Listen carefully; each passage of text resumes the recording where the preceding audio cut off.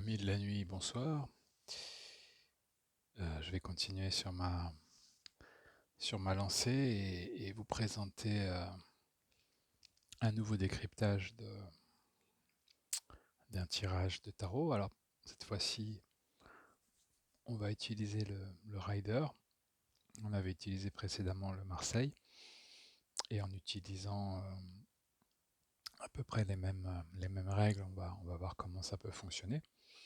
Donc l'idée, je vous le rappelle, c'est de lire les cartes en faisant abstraction du symbolisme, on va dire, des significations classiques, et en utilisant uniquement l'image comme support. Donc là, comme, comme avec le tirage précédent, on va partir sans question, sans contexte, et juste pour l'exercice, on va essayer de décrypter les trois cartes comme elles arrivent, et voir ce qu'on peut leur faire dire. Alors, ce que je propose là dans un premier temps, c'est simplement de les regarder, de décrire un petit peu ce qu'on voit, de voir quels sont les liens entre chacune d'entre elles, et une fois qu'on aura fait un petit peu le tour de tout ça, voir s'il est possible de relier le tout et d'en tirer une conclusion, faire un peu la synthèse. Voilà. En sachant avec une question et le contexte qui l'accompagne, l'analyse est plus précise dans la mesure où les éléments qui apparaissent sur les cartes vont pouvoir plus facilement incorporer, on va dire, les éléments de la question et le contexte. Là, on est un petit peu, j'allais dire, en freestyle et on fait un peu ce qu'on veut, mais encore une fois, c'est uniquement pour l'exercice et pour illustrer cette approche. Donc commençons avec la Lune. Donc, alors la carte fait apparaître la Lune, et on peut aussi voir, pourquoi pas, le Soleil, comme si les deux astres n'en formaient qu'un. Donc la scène se déroule plutôt la nuit. On voit deux tours, deux chiens ou deux loups, deux bêtes, une écrevisse dans le bas, une surface qui ressemble à une prairie, pourquoi pas, et de l'eau, pour faire simple. Avec le 5 de coupe, on a une personne qui tourne le dos, qui a la tête baissée. On a trois coupes renversées devant le personnage, deux coupes droites et non renversées derrière lui. Et dans le fond, on a un paysage avec une ville, probablement un pont et de l'eau. Et la dernière carte, donc le 8 d'épée, on a une personne qui est entourée d'épées, qui semble attachée, qui a un bandeau sur les yeux. On a toujours de l'eau, présence de l'eau. Alors bon, je ne sais pas si ce sera significatif ici, hein. On n'est pas obligé de prendre forcément tous les éléments pour traiter le sujet. Voilà. Et pour finir, on a aussi une ville dans le fond. Alors c'est pareil, est-ce que c'est significatif ou non? Bon, on verra. Alors c'est un bon exercice à se servir des sens pour voir justement quels sens sont activés ou au contraire absents. Donc si on commence par la vue, on voit que le 8 d'épée finalement renvoie à une scène où le personnage ne voit pas. Le 5 de coupe, on ne voit pas les yeux, donc on ne sait pas trop. Pour ce qui est de la Lune, a priori, tous les personnages peuvent utiliser, enfin utilisent ce sens enfin, sur la carte. Alors pour ce qui est de Louis, avec la Lune,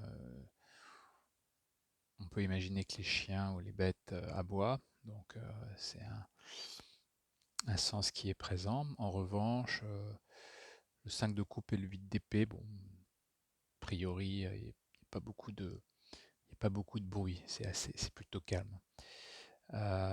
Pour ce qui est de l'odorat, bon là, en l'occurrence, je ne sais pas trop. Avec les chiens, oui, probablement. Les deux autres cartes, c'est probablement pas, euh, comment dire, enfin, ça rentre pas je dirais dans ce que renvoient les cartes. Le toucher, c'est pareil. Il y a finalement, il n'y a pas de contact en fait sur le 5 et le 8 d'épée. Alors si ce n'est le 8 d'épée, le contact avec les bandes qui, qui maintiennent le personnage dans une posture de prisonnière et le bandeau sur les yeux. Le 5 de coupe, il n'y a pas grand-chose. La lune, c'est pas non plus significatif. Voilà. Alors, si on s'amuse à justement voir ce qui se passe en partant de la lune et en allant vers le 8 d'épée, on s'aperçoit que à la cacophonie initiale, donc que les chiens, dont les chiens sont responsables, euh, on arrive à des scènes où plutôt silencieuses. Donc c'est comme si on faisait baisser simplement le volume, voire on fait taire, si vous voulez. Il n'y a plus de bruit. Voilà, il y a du bruit avec la lune et il n'y en a plus avec le 5 de coupe. Alors il y a peut-être du bruit quand les coupes tombent, pourquoi pas, mais ensuite c'est le calme plat.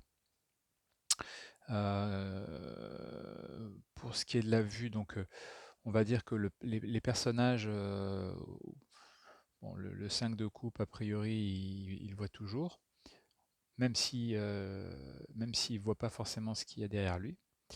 En revanche, le 8 d'épée, bon, bah, il voit plus. Euh, donc, c'est un sens qui comme Louis, tend à, à perdre, enfin, il disparaît, on va dire, il sort de la carte.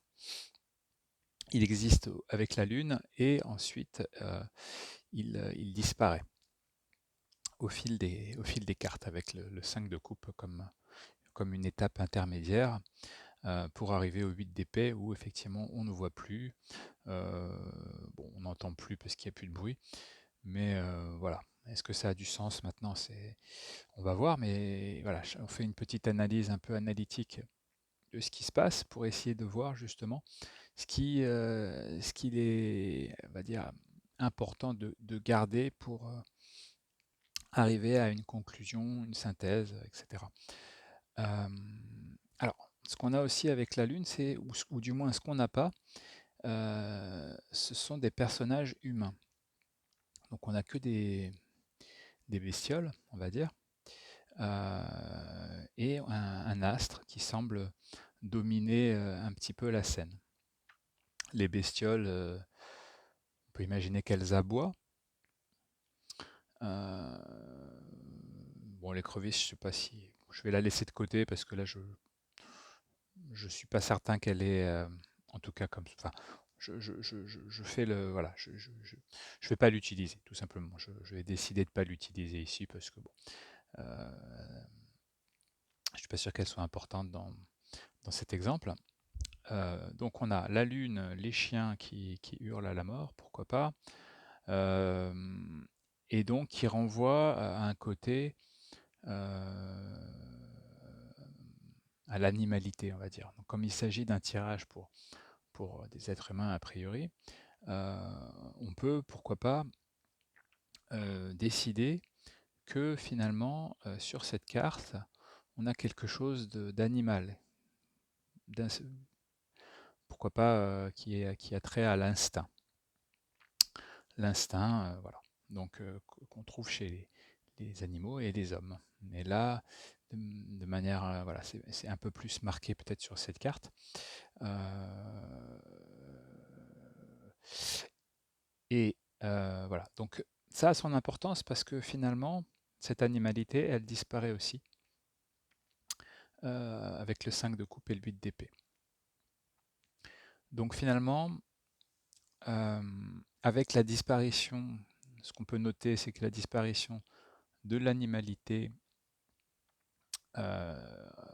du 5 de coupe fait naître, pourquoi pas, une absence de bruit dans un premier temps, et ensuite fait disparaître la vue et rend prisonnier, pourquoi pas. Bon, on avance petit à petit, on commence à, je ne sais pas si on y voit plus clair, mais on va essayer peut-être aussi de déterminer le rôle de la Lune dans tout ça, qui semble être comme un point de focal pour les deux bestioles, comme si elles étaient alimentées quelque part. On voit d'ailleurs comme si c'est pas réellement de la pluie, hein, on est d'accord, mais que la Lune envoie quelque chose sur Terre. Alors je sais plus, ça porte un nom d'ailleurs, j'ai oublié, mais vous retrouverez ça mieux que moi. On a l'impression que ce sont comment dirais-je, des feuilles jaunes, mais c'est pas du tout ça. Mais peu importe là.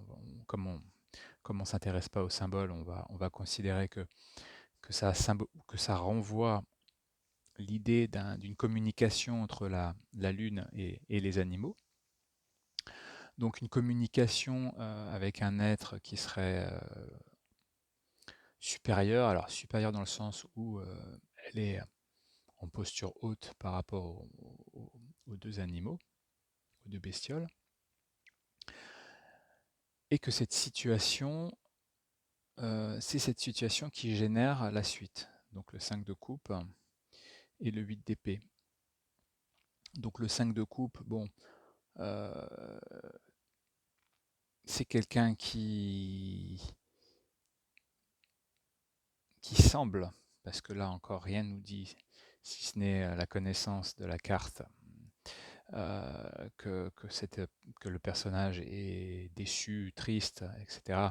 Parce que enfin voilà, il voit les 3 coupes renversées et ne voit pas les 2 qui restent non renversées derrière lui.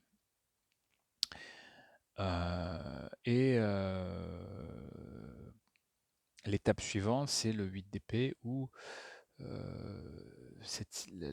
situation précédente conduit à une espèce de prison où on pourrait facilement se libérer, hein, grâce aux épées, qui permettraient de couper les liens qui ne semblent pas si durs justement à couper, et ce bandeau qu'on pourrait facilement retirer aussi. Donc il y a un sentiment de...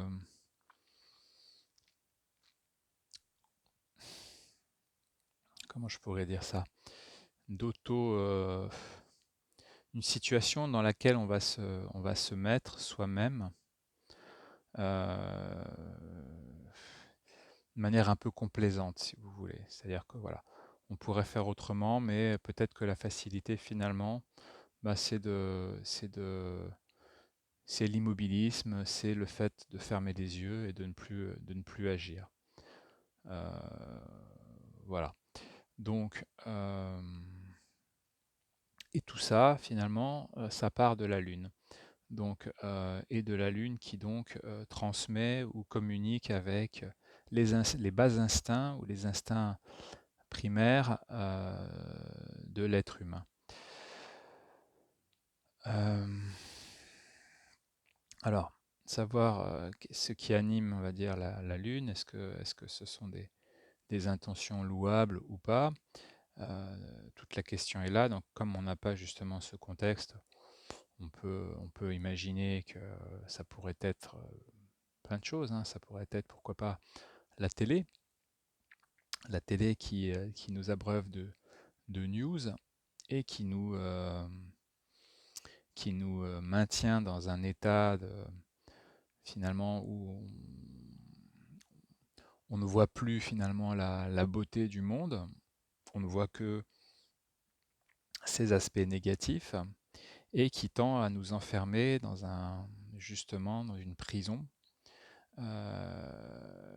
d'où de laquelle on pourrait sortir finalement facilement, mais qui peut-être par facilité ou par justement, à force de lavage de cerveau, nous maintient dans un état voilà, de passivité